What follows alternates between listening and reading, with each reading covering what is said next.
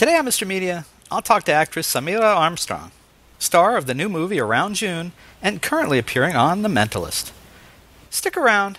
Let's see if I can't figure this beautiful young woman out before Red John does.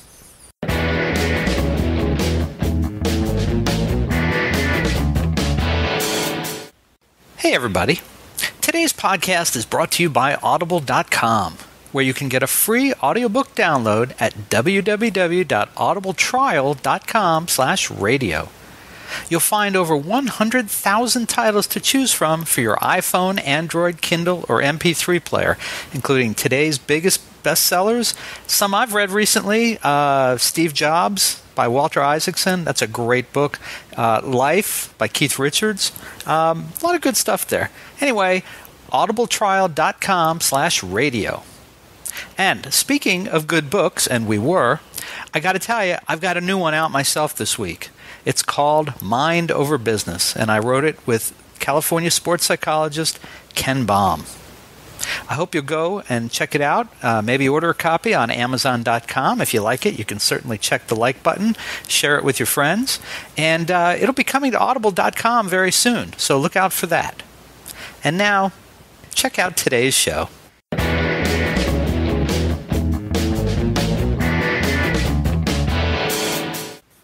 So much media, so little time. Who keeps track of it all? That would be me. This is Bob Andelman, and this is a Mr. Media interview. You know, MrMedia.com, MRmedia.com. Stop by and check it out. There are more than 900 archived celebrity and pop culture interviews for your listening pleasure. Mr. Media is recorded live before a studio audience of Dirty Sexy Money fans who were thoroughly confused by the Darling family, but who didn't care as long as Peter Krause kept reminding them of 6 Feet Under, in the new media capital of the world, St. Petersburg, Florida. All right, you haven't hung up yet, right? No, that was awesome. Okay. I was studying Samaire Armstrong's IMDb page when I saw that she played Emily on several episodes of the HBO comedy Entourage. Now, why is that significant so many years later? Well, as fans of the long-running podcast Sex with Emily will recognize, a clip from Entourage helps open every episode of that show. In it, Adrian Grenier, as actor Vincent Chase, calls out to Saw's character by saying, "Hey, Emily, you got a boyfriend? Because my man E here just got his heart broken, and he thinks you're cute." So how's that for a way to have one of your characters live on? Of course, a beautiful... Wait, is that how... Oh, go ahead. I'm sorry. Go ahead. Wait, so I thought you asked me that personally. But wait, so is that how they introduced me, or that's how the whole series was? Is that in the commercial? No, there's a podcast called Sex with Emily, and at the very beginning of every podcast, they play that clip. No way. Yeah, way. No way. I had no idea. That's so cool. Well, Emily will enjoy hearing your surprise. I will share this with her. She was actually just on the show about a week ago. Mm-hmm. So of course, a beautiful young woman like Sa, who obviously is here with us, should have a lot of similar opportunities as her career rolls along. Maybe one of them will come from 2 of her latest jobs, starting with the film Around June, in which she plays the daughter of an abusive father portrayed by John Grise. Grise, who you'll remember as Uncle Rico from the Napoleon Dynamite movie and cartoon series, is a menace to behold in this film. But Sa, as June, has had enough, and we see her finally fight back against her father and declare she won't be pushed around anymore. Sa also just shot a new movie, tentatively called Adopting Terror, with actor Sean Astin, who starred in Lord of the Rings. And you might have noticed Sa in multiple episodes of the CBS drama The Mentalist this season as Summer Edgecombe, sort of a hooker with a heart and a personal interest in Detective Cho. Sa Armstrong, welcome to Mr. Media. Thank you so much for having me. Well, delighted to have you here. And thrilled that we actually told you something about one of your characters you didn't know. I'm sorry I interrupted. I was so excited. No. I actually had to double check on that, and I saw that on IMDb, and I went, oh no, it can't be that Emily, right? There must have been 2 Emilys on the show, but no, that was you. And how cool was that? Entourage too. I mean, that's a series that's going to live on for a long time.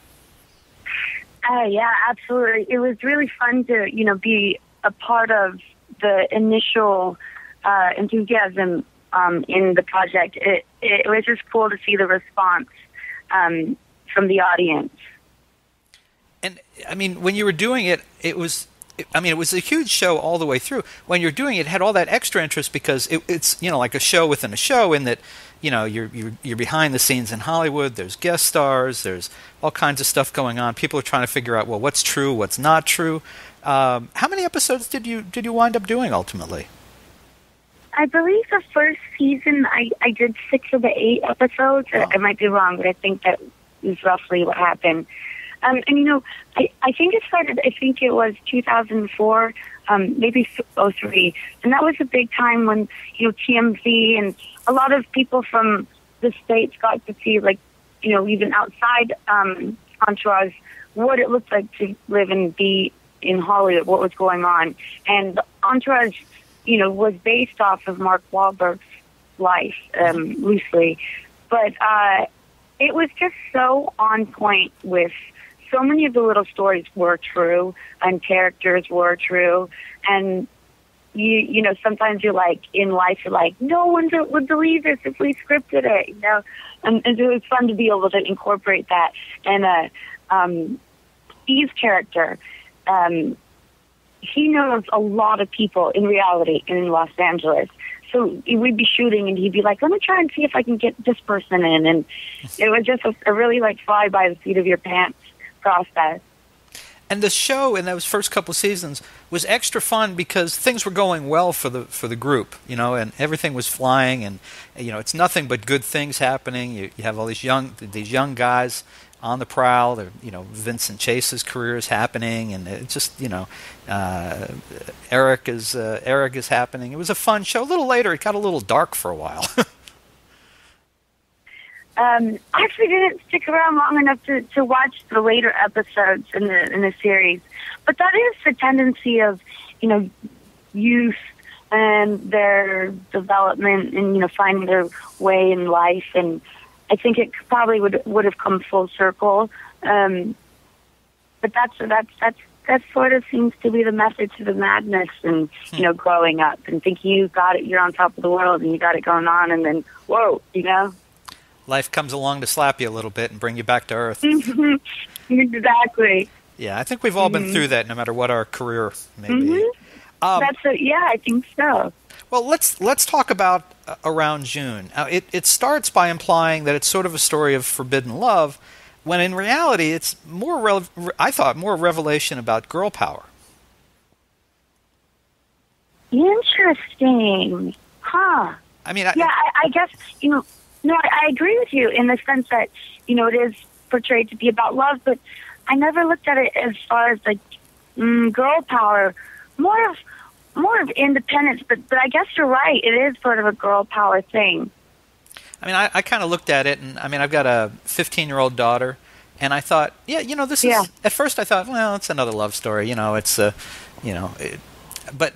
as I watched, I thought, no, I would want her to watch this because here's this woman who's been just oppressed her whole life, and I don't want to give anything. I don't really want to give too much away here, but she comes out from under that. She finally has had enough, and she stands up for herself. And I think that's really the thing about the movie that really worked, I thought. Right, because as a child, you're under you're within the arms of your parents. Holding you, and so your reality and perceptions based on their ideals and morals, I think. And I think, specifically with June, she didn't have a mother, so she took on this sort of nurturing, caretaking role, and had no idea that what she was doing, there was another opportunity or a different way to live, until she got ignited by a union with someone other than who she immediately had contact with. And I think it also, as a young girl, the man of your life is your dad until you reach an age where that shift occurs, and suddenly you're more interested in finding your own partner, and that's hard for young women, but also for the parents involved. Mm-hmm. Now, I mentioned I spoke to John who plays your dad in this, and one of the things he said to me was that he found that character to be overwhelming. That he said basically that he couldn't have handled one more day of playing that guy. It was just so hard on him. Oh, wow. It's really nice to hear what other actors, what they go through while filming. I mean, I think I've gotten to a point in my career where I pretty much know I have no control over, the process. I'd like to be prepared, and, I'm going to get enough rest, and, but that all gets thrown out the window, and you rarely think how affected you may or may not be by this character. And I think whether you like it or not, playing that type of person hours upon hours and saying those lines and thinking the way that character thinks, you come to absorb it, and then there's a conflict between your inner, your subconscious, your inner self, and then your outer self, which is not lining up. And that alone can be difficult. And I didn't know that he was going through that. I know I've gone through that many times, where it's just like one more day. And, I mean, where you hit that wall emotionally, and it I don't, you just get there and you're like, how can I get through this? Well, and I want to be quick to add that John had very nice things to say about you and your performance, and I didn't want to at all imply, by any means, that he was complaining about anything other than that the character was so intense. No, I didn't think he was saying that at all. His character was extremely intense. Oh, yeah. People look at him as a comedian or a comic actor, and he has that. And I think when you have such an extreme of being able to play that so light, you can also go that so dark, and he just nailed it. And I think when you're saying lines to another person in a really controlling, demeaning sort of nature, and you actually like the person outside of the role, then it's hard. It gets hard, Was it weird being yelled at and screamed at by Uncle Rico? I never saw Napoleon Dynamite. Oh, okay, good. Probably better. Yeah, probably. Mm-hmm. So, and what was it? And now we've talked about this. I probably should have asked you this first, but what was it about that role that appealed to you? I mean, was it the opportunity? Was it as simple as the opportunity to star in a film at that point, or was it the character itself? I, in my early career, I didn't so much have the luxury of saying yes or no as much as as I feel confident in my voice to say I don't want to or do want to. But that certainly was a project where from the first page, the description of what the woods looked like and the colors and, whether the wood was wet in the forest, and that just screamed to me because I don't come across that much detail often in reading a script. And, those pieces and those elements led so much to the dynamic and the situation, the environment. And, because, like, for example, in Entourage, Hollywood was a character, essentially. And I just saw, like, a piece of James' mind that I was like, I'm so excited to tap into something that is even deeper than just the characters. And why do you? I want to point out this film was actually made around 2008. Why did it take so long for this one to get released? It's a good question. People ask what's the difference between big budget films and indies, and it's a pretty obvious question or answer, which is big budget films have more money. And I wouldn't say that in the process of filming were we all handicapped by the budget, but in the process of marketing and getting it out there, that can be really helpful to have a studio behind you. Just as far as like what's it called, trailers in the movie theater or that sort of thing. And also sometimes it's just not the right time for the world to see it yet. Interesting. And I'm also thinking about the timing. This this probably was a very busy time for you. You did the season of Dirty Sexy Money. Was that completed before or after you did this film? That was after. Oh, okay. All right. So you were. I think actually. I can't actually. Maybe it was before. I don't remember. And yeah, maybe. No, it was after. Yeah, it was after. Okay, so this was after Dirty. Okay, it's hard. It's no. Sorry, Dirty Sexy Money was after. Oh, Dirty Sexy Money was after. Okay, it's hard to know on the outside because there's production dates and there's distribution. It's just hard. It's hard to know. And I wanted to ask you about the show, Dirty Sexy Money, just a little bit. In that, why do you think it didn't catch on? I mean, there was attractive people, brand named actors. There's these crazy plots. Myself, this is a. Go ahead. I'm sorry. Oh, go ahead. I was just going to say. This is only No, you go. Ahead. No, you go because you're the guest. You're so sweet. So I would just think, from watching the pilot to the second season, there's a certain sort of magic in the way it was written. It was a dark comedy, and it was funny because through the process of the first season, the more hands that got involved because people were enthusiastic about it and it was doing really well, then I think it got pulled in more directions and sort of lost the through line of the essence of its humor or sadness or the balance between that, and then you try to add on to things, and sometimes the simpler you have it, the more sustainable it is.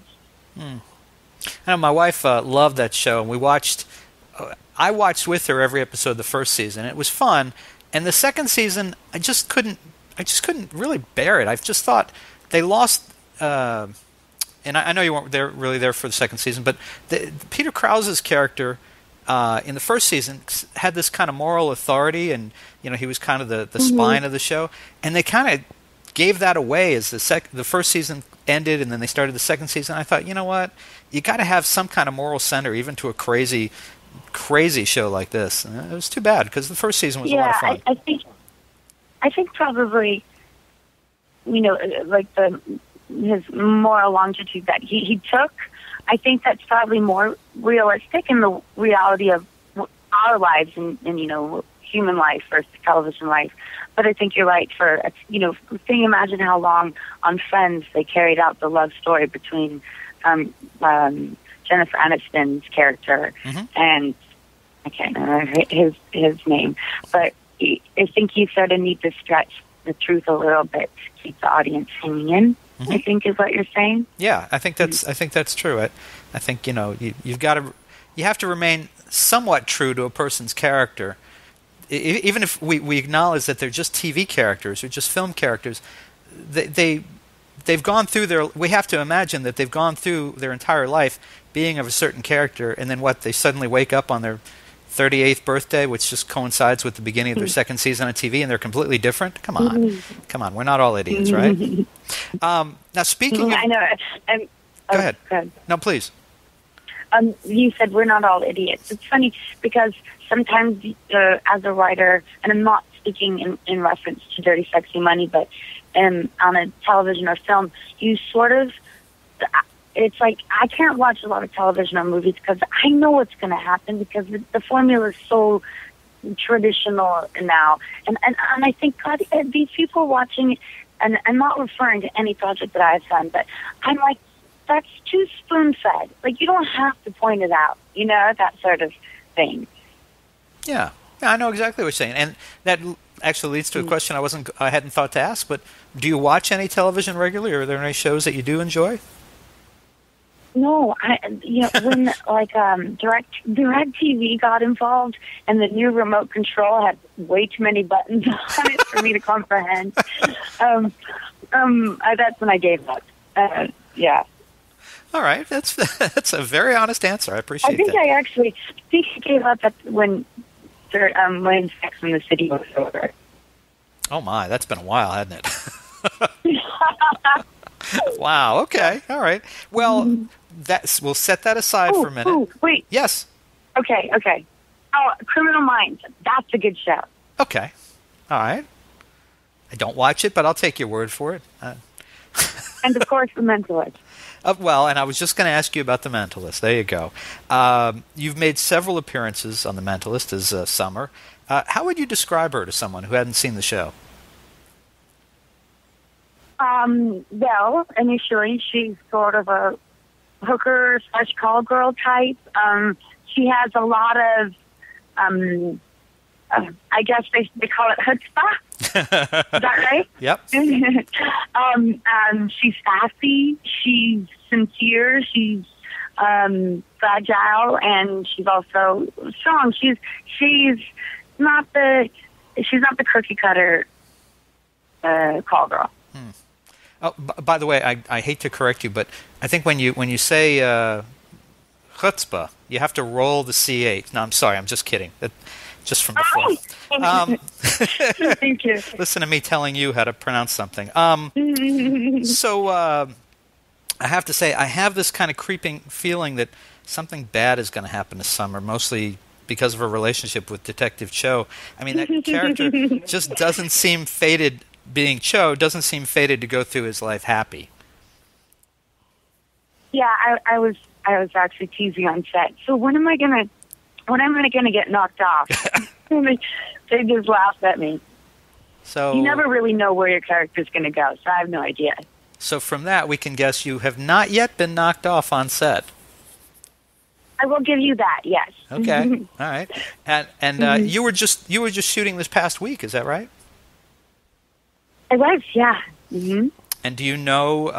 I mean, the season's rapidly, growing to a close in terms of shooting schedules. Do you know if you'll be appearing on more episodes to be shot, or? I think for this season, yeah, because they're close to being wrapped. I think I have one more episode. Sa, my advice to you is watch your back. Thank you. I've heard that a few times, actually. Now, I got to say, Tim Kang, who plays Cho, he always makes my family smile, whether it's intentionally or not. Favorite, I'm sorry. Is he what or not? Oh, he always makes us smile. He always makes us laugh, no matter whether it's intentional or not. There's something about that guy that is just inherently charming and funny. Yes, it's so true. I think it's because he's so straight-laced. But, Tim has been highly educated in acting. He went to Harvard through Harvard Theater Department, and so while he's so off the surface, you can see intuitively that there's thoughts going on underneath. And I think that's what makes it fun about watching him. Yeah. Hi, Bob. Yeah. Bob, hi, I'm sorry to interrupt. It looks like we're running out of time. Do you want to just ask Saul one more question? Sure. Bob, I just wanted to say you are such a sweetheart. Oh, thank you. I appreciate that. And I think it's so wonderful how it's really nice to talk with you in the sense of like you actually know what I've been up to. So that's very cool. Oh, my pleasure. I appreciate that.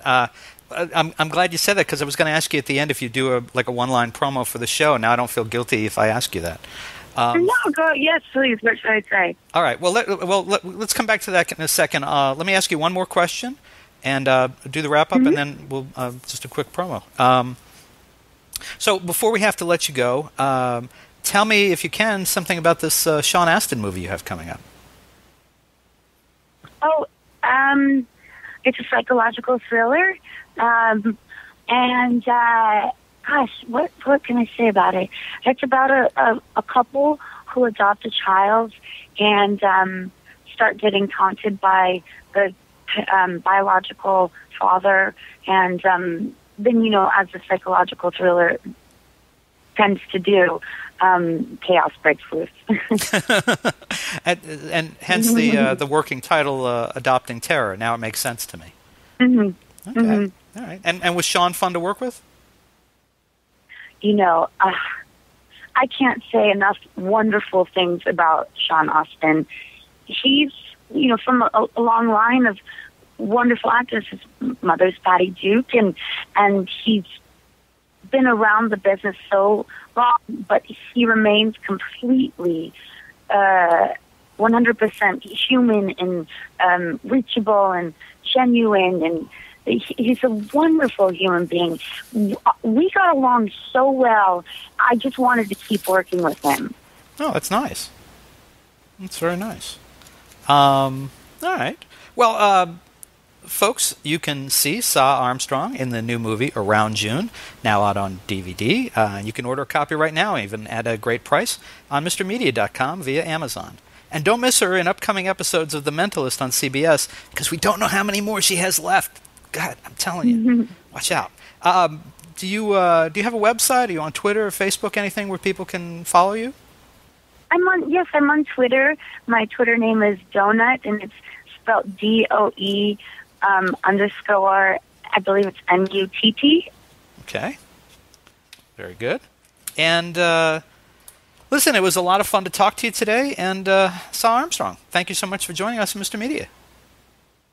Thank you so much for having me. Our pleasure. Our pleasure. For more original interviews, surf over to our main website, mrmedia.com, mrmedia.com. If you've enjoyed today's show, subscribe for free to Mr. Media via email, RSS, or iTunes, and you'll never miss a show. Another good idea, download our new free Mr. Media mobile app in the Android market. You can also listen with a piece of string and a tin can in many parts of the Internet. Show your support of Mr. Media by supporting our sponsors, including Audible. To download your free audiobook today, go to audibletrial.com/radio. Again, that's audibletrial.com/radio for your free audiobook. We're also supported by thepartyauthority.us. Call DJ Ira for all your party entertainment needs nationwide at 1-800-DIAL-DJs or visit their website, thepartyauthority.us. If you've got an idea for a guest, a comment on today's show, or would like to advertise on Mr. Media Radio, email me directly at bob@mrmedia.com, mrmedia.com. You can also call our 24-hour listener line at 1-727-498-4711. Some messages may be used in an upcoming show, and unless you live next door to Mr. Media, there may be a toll charge. You can also follow Mr. Media on Facebook, Twitter, or our new YouTube and Vimeo video channels. Thanks so much for joining us today. I always appreciate you sharing a piece of your day with Mr. Media. Thanks for listening. Thanks for watching.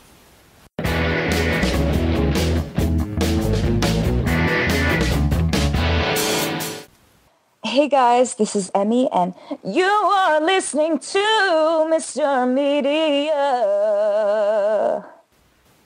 Hey everybody, this is Bob Andelman from Mr. Media. First of all, I want to thank you for years of support listening to this show.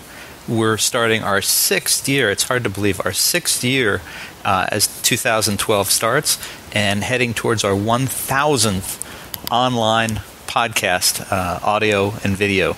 It's pretty amazing, frankly. I remember starting it several years ago thinking this will never last. And podcasts, that's as stupid a word as blogging. But here we are, starting our 6th year and heading up to 1,000 interviews. And I want to thank everybody for listening and supporting the show. I also want to tell you that one of the things that's been very helpful for this show is Stitcher Radio. Yes, this is sort of a commercial. Now, there are millions of smartphone apps in the world, but I only use one several times a day, Stitcher Radio. I build my own radio station to listen to broadcast and online shows when I want and in the order I want. CNN News Update, Onion Radio News, WTF with Mark Maron, MSNBC's Morning Joe, Studio 60, the TechCrunch headlines, and of course, Mr. Media. It's free. It works on iPhone, Android, BlackBerry, Palm Pre, and much more. And you can get it for free for yourself. Try it out. I guarantee you're going to love it. Stitcher.com/MRmedia. That's Stitcher.com/Mr. Media. You're going to love it. And thanks again for supporting the show.